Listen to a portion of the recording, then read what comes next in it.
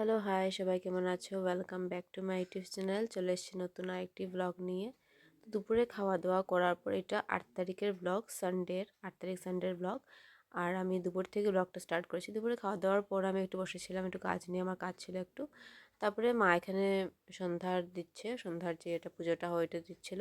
বাবা আর ভাই এখানে খেলা দেখছিল, ম্যাচ ছিল কিছু, এক নেপাল আর কিছু একটা ম্যাচ ছিল। তো আর আমি এখানে না একটু চুড়ি ট্রাই করছিলাম, বিকজ আমি একটা ওয়েডিংয়ে যাব। অ্যান্ড আমি ভাবছিলাম যে কোন পেয়ারটা দিলে ভালো হয়। আর আমার না চুড়ির প্রতি খুব ভালোবাসা, মানে আমার চুড়ি খুব বেশি ভালো লাগে, আই ডোন্ট নো। আর এরকম হয়েছে না যে কাচের চুড়ি খুব একটা প্রেমে পড়ে গেছি আমি, এরকম একটা।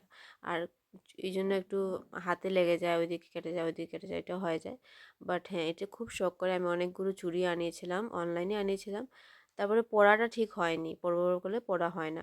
মানে ওইরকম জায়গায় যাওয়ার জন্য কাঁচা চুড়িতে বুঝতে পারছো একদম শব্দ, মানে অনেক বেশি সাউন্ড হয়, সব জায়গায় পরা যায় না। তো আমি ভাবছিলাম যে আজকে একটা বিয়েতে যাব, রিসেপশনে যাব আমার কলেজের ফ্রেন্ডের।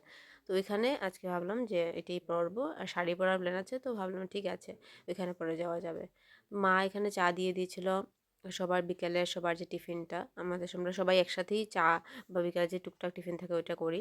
আর আজকে যেহেতু সানডে, বাবাও ঘরে, তো এখানে বসে বসে খেলা দেখছিল বাবা, আর বাবাকেও চা দেওয়া হয়েছিল। তারপরে ভাই খাচ্ছিল একটু মুগ। ওর জানি না, ওর একটু অন্যরকমই চলে, মানে ওর কোনো ওর টাইম টেবিল অনেক অন্যরকম, বাট আমার সাথে তো ওরটা মিলেইও না। ওই ওই সন্ধ্যার সময় তো আমরা চাই খাই, বাবা, আমি আর মা ওই দিন বসেছিলাম। সাধারণত মা আর আমি খাই, বাট আজকে যেহেতু সানডে ছিল, বাবা ঘরে ছিল, তো আমরা তিনজনই চা খাচ্ছিলাম এখানে। বাবা চা খাচ্ছিল, আমি বসে চা খাচ্ছিলাম।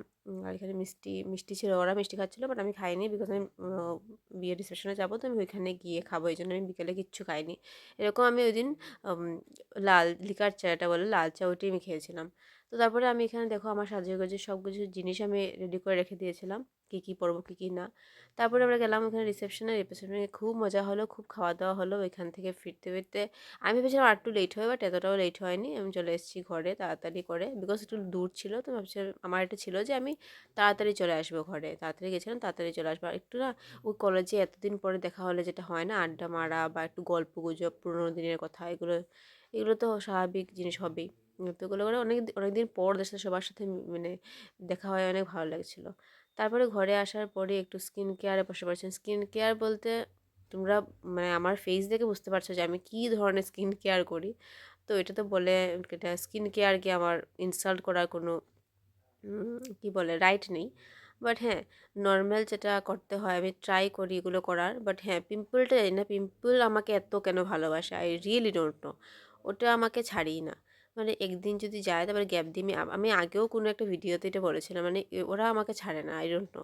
আর যাওয়ার আগে আমাকে স্পট দিয়ে যায়, এই জন্য ওদের প্রতি আমি হ্যালো ছেড়ে দিয়েছি। বাট যেটা মিনিমাম ইউজ করতে হয়, নাহলে ফেস ড্রাই হয়ে যাবে, ওইগুলোই আমি ইউজ করে থাকি, মানে একদম বেসিক যেগুলো। সিরিয়াসলি বলতে গেলে আমার কোনো কনসার্নই ওদের প্রতি, ওরা আছে না যাচ্ছে না যাবে না যাবে না, ওইটা কোনো কনসার্ন নেই। তো তোমরা জানাবে তোমাদের ব্লগটা কেমন লাগলো। আজকের মতো এতটুকুই, দেখা হচ্ছে পরের ভিডিওতে। সবাইকে টাটা, বাই, গুড নাইট।